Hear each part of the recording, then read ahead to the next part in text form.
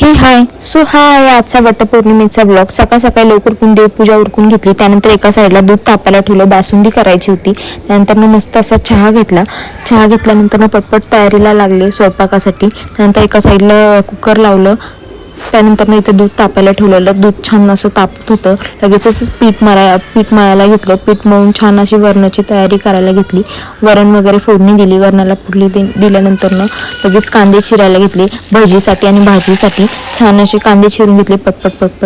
त्यानंतर भज्या हा मेन पार्ट आहे आमच्या स्वयंपाकामधला, कारण भज्या सगळ्यांना फार आवडतात। तर या साईडला मी वरणाला फोडणी पण देऊन घेतली। दूध छान एका साईडला तापतच होतं, अजून पण त्याला खूप वेळ लागतो तापायला, जेणेकरून ती बासुंदी छान हे होती। त्यानंतर भाजीला एका साईडला छान फोडणी दिली, भाजी सगळं करून झालं। मी पुऱ्यांचा व्हिडिओ घेतला नाही, बट मी पुऱ्या वगैरे सगळा केला होता। तुम्हाला या पुढच्या क्लिपमध्ये मी तुम्हाला दिसेल पुऱ्या केलेल्या। नंतर देवाला छान असा नैवेद्य दाखवला पटकन। त्यानंतर मग खाली गेले सोसायटीमध्ये पूजेसाठी, कारण मला वटपौर्णिमेची पूजा करायची आहे।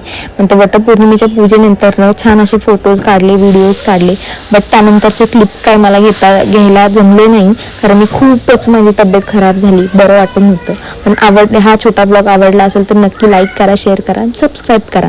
थँक्यू।